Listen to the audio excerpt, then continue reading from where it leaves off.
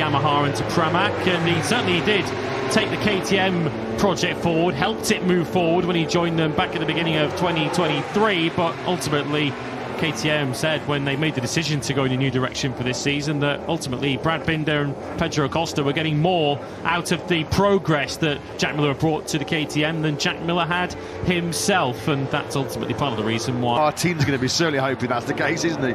Certainly is. And yeah, we were referencing Jorge Martin, we were chatting about him earlier before Luca Marini had his crash. His life is going to change a lot, of course, and he's going to have to get used to all of the world champion duties as Pedro Acosta goes back home for Christmas, back home to the Red Bull KTM factory squad, and back with his former team boss from his Moto2 and Moto3 days, Aki Ayo as well, who of course will be now heading up that operation down there. But Jorge Martin on Sunday, of course, had to do as the world champions always do, so much Mead knows. He's going up time, haven't we? Departing team manager Francesco Guidotti leaving the scene, and coming in, well, he's won countless world championships in Moto3 and in Moto2. He's been the reason why so many of our current crop of MotoGP riders have cut their teeth and found success in the Premier class. It's Aki Ayo, the new Red Bull KTM factory racing team boss, I'm delighted to say, joins Jack down in pit lane. Yeah, he does indeed. Great to have the opportunity. Not my first conversation with Aki in pit lane, but first in a slightly different shade of orange. Now with the MotoGP official team gear on, how does it feel to be here? First day of the new job. Yes, somehow yes, first day, but of course I have followed the project many years, and of course working with KTM already a really long time, and so it's not everything completely, fortunately everything not completely new. I can understand what you are doing. Aki, thanks for your time. What did you think? Is it a good bike? And of course, Jorge Martin will be comparing it to the motorcycle that has just dominated the MotoGP World Championship, winning so many races this year, and of course taking a 1-2 in the World Championship with Jorge Martin and Pecco Bagnaia. And Jorge Martin is probably not going to get a firm answer today what he's working with next year. I guess it's when he gets on the full 2025 spec Aprilia. We'll see a version of it today, but I guess the final package won't finally be put in place until the final pre-season test, and then the first race in Buriram at the start of March next year, when Jorge Martin will finally begin his World Championship defence in a competitive... Martin getting set for his second stint then out on the factory Aprilia. Pedro Acosta also getting ready to head out on circuit. Just as you can see on the timing tell on the left-hand side of your screens, Alex Marquez has made a very good start to 2020. Lucho Cecchinello into the box first of all. Lucho, good morning to you. Happy New Year, happy 2025. happy 2025. Thank you for having me here. Obviously, this factory for Jorge Martin.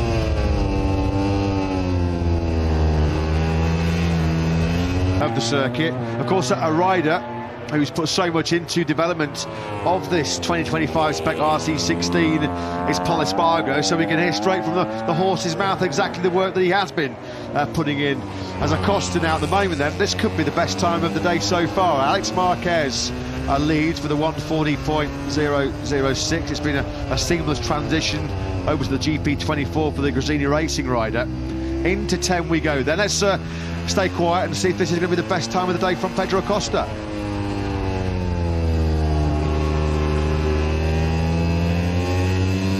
And this could be a lap time that moves him up for KTM RC16. Of course, yeah, very early. Ended up winless. Here he is on the number 37 now. Of course, came very, very close in the sprint in Motegi to taking that first MotoGP win, be it either on a Saturday or on a Sunday. He's now our fastest rider of this Barcelona test so far, and the first rider to lap this circuit to Barcelona Catalunya in under 100 seconds, 1:39.902. Up against Jorge Martin in the Emilia-Romagna Grand Prix. At that stage, I think we were still thinking, well, it was quite rightly so, that Bastianini maybe, albeit a dark horse, was still a pretty serious contender for the World Championship, but Sepang is only podium since that Emilia-Romagna win. Sepang and here in Barcelona that he still lost the World Championship. 10 points was the final gap between Martin and Bagnaia.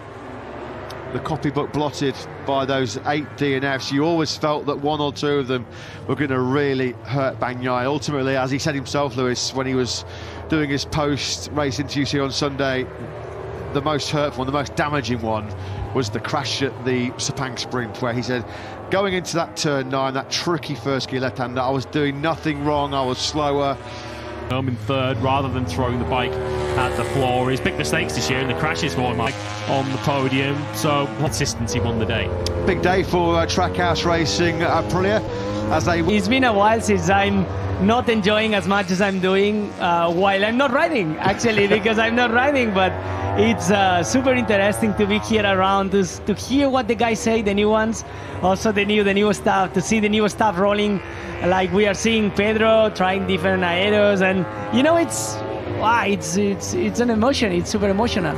It feels like Christmas Day for us, doesn't it, when we're in Motogp? All the talk very soon, because he's got an absolutely brilliant set of leathers and helmet. Let's talk though about KTM. Of course, you do so much great work behind the scenes as a part of the test team. What do you think, or what have you told them are the key areas that they... Toured by traction, better stopping. We are seeing our bike normally going super sideways, so it's super interesting to hear what Enea and what Mavericks are bringing to the team, like that we can really focus in some areas that maybe we think they are good and actually they are not, or on areas that we think we are struggling but actually they are very, very nice. So it's important to know that we have our strong points, for sure, we have our weaknesses, but it's good to hear these guys coming to the factory, because the guys that are currently on, like Pedro or myself or Brad or Danny, you get used to of these bad manners of the bikes, and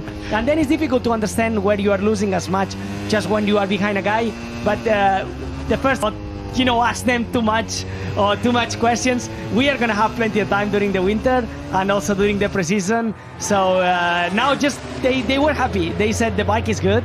They are happy riding the bike, and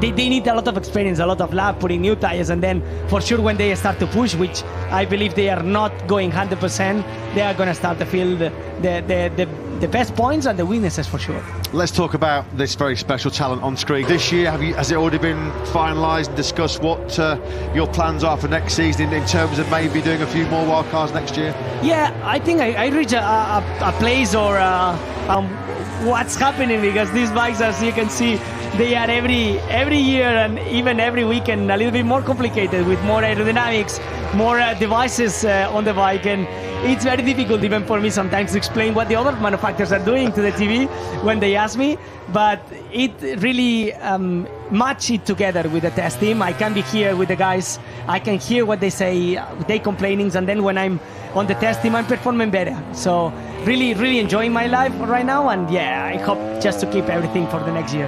Has it been what you expected? I mean, obviously, you guys are riding motorcycles since you're 4-5 years of age, all working towards being in Motogp, being successful as you were, winning the Moto2 World Championship, but it's so much hard work, so much dedication, so much sacrifice that you have to put in. So, sort of stepping away a little bit, have you missed it, or did you feel like the time was right? Yeah, I missed it. There is no way if you love nothing that sport, can replace it. Yeah, I mean, it's just an amazing feeling, especially when you perform, when you do a good result after finish 10th in San Marino, Misano, after a crazy race, raining, stopping. That was the feeling that you are able to finish in that top 10 position in a MotoGP. Enjoying it, really love it. Yeah, as I was saying, I mean, you always, fire mood when I'm on the bike is not the same one that when I to step apart and let them go into the factory, because they are gonna perform better. He's trying to say, you please keep in your hands, and you cannot catch hair because you have pain in your back or in your arms or whatever. That was painful. So I think I decided right. Also, I let the space to Pedro, which, look what he's doing. He's performing amazing, and for sure everything matters after seeing what Pedro is doing this year. Just quickly, I mean, obviously we're looking at some new faces in KTM this year. Maverick Vinales and the lessons are being learned, they can then put into practice as we go through the rest of the day. Pecco Bagnaia then, the former world champion, quickest so far from Alex Marquez and Pedro Costa. Fine fourth for Maverick Vinales so far on his KTM debut. Fabio Quartararo fifth for Yamaha ahead of Brad Binder and Joan Mir. Frankie Morbidelli for VR46, eighth ahead of the two factory Aprilias of world champion Jorge Martin and Marco Bezzecchi. Ralph Fernandez 11th ahead of Marc Marquez and Johan Zarco. Alex Rins for Yamaha next up ahead of Honda. Test riding now Aleix Espargaro. Luca Marini had a crash at turn 5 early on. He's 16th ahead of Miguel Oliveira for the Pramac Yamaha squad, not Ducati as it says on your screens there. Michele Pirro next up ahead of our first rookie Fermin Aldeguer. And Enea Bastianini 20th for Tech 3 KTM ahead of Jack Miller, Somkiat Chantra, Iagora and Lorenzo Savadori. So Pecco Bagnaia's quest to reclaim the number 1 plate in 2025 has started with him P1 in the early throes of 2025. He leads the Barcelona